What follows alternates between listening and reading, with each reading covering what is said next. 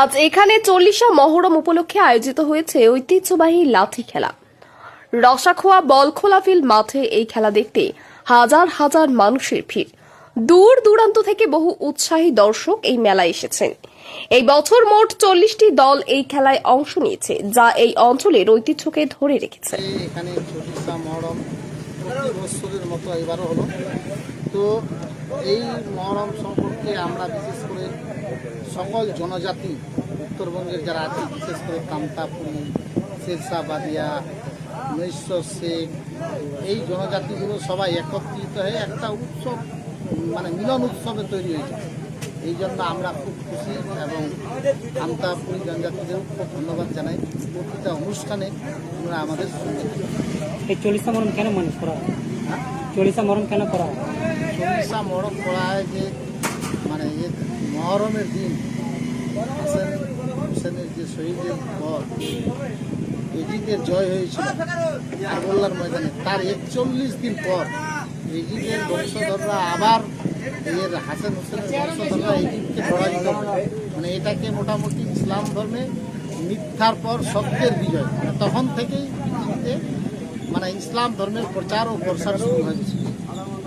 কততম এই 40 মহরম?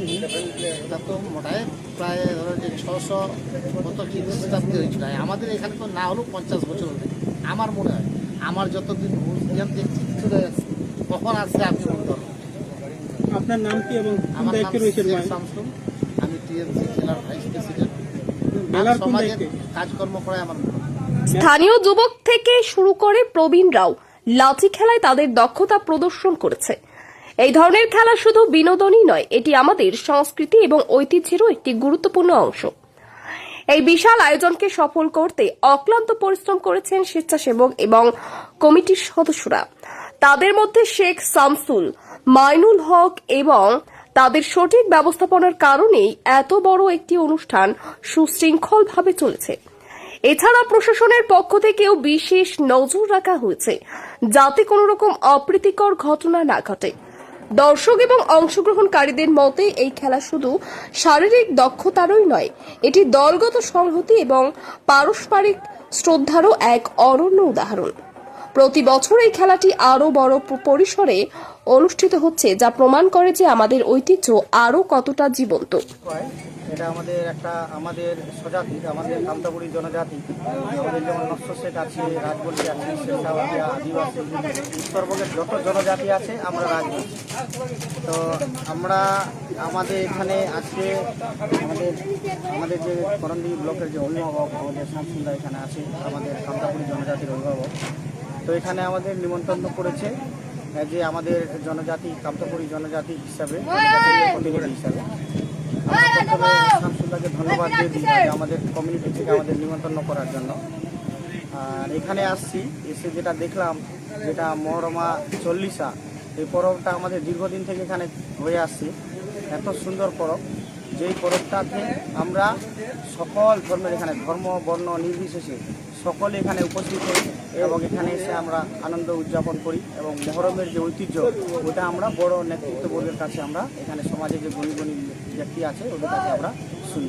কেমন লাগে এখানে আসার পর তো খুব ভালো লাগছে। তারপর তাকে শামসুল্লাহকে দিয়েছি, আর শামসুল্লাহর মতো মানুষের ছত্রছায়া আমরা যে আমাদের জনজাতির যে প্রতিনিধিরা আমরা যে আমন্ত্রিত হই এবং আমাদের মাধ্যমে আমাদের যে জনজাতি যে আমন্ত্রিত হয়, এটার জন্য শামসুল্লাহকে অনেক অনেক ধন্যবাদ।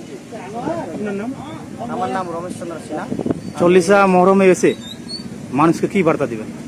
আমি এখানে একটাই বার্তা দিতে চাই যে আমাদের বর্তমান পরিস্থিতি, যেখানে সম্প্রীতি আমাদের বিঘ্ন ঘটার দিকে এক ধরনের মানুষ আছে যারা আমাদের ধর্মীয় বিভেদ মানে ছড়ানোর চেষ্টা করছে, ওইগুলোকে আমাদের অবজ্ঞা করে আমাদের প্রতিটা হিন্দু মুসলিম আমরা যত জনজাতির লোক আছে আমাদের ঐক্যবদ্ধভাবে থাকতে হবে, যাতে করে ওই মানে অসুর জাতীয় যেগুলো শক্তি যাতে আমাদেরকে বিভেদ কোনো সময় করতে না পারে। এই জন্য সবাইকে ঐক্যবদ্ধ থাকার আমি বার্তা দিচ্ছি।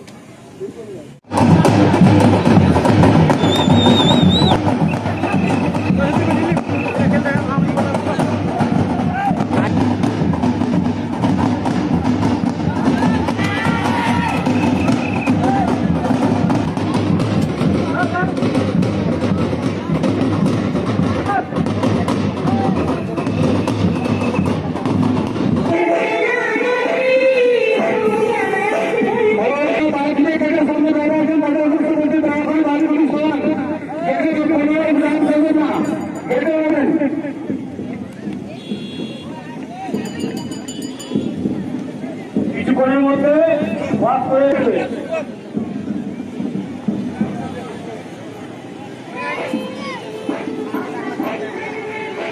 বিহারের টিম বারোটা থেকে আগত বিহারের টিম কিছুক্ষণের মধ্যে মাঠের মধ্যে প্রবেশ করবে।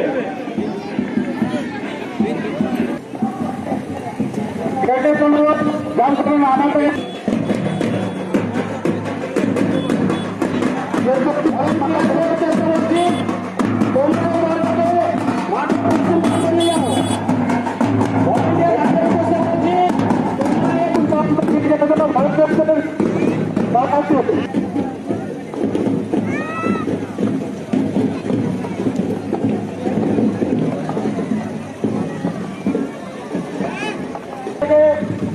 আগত 12 বিহার থেকে আগত 12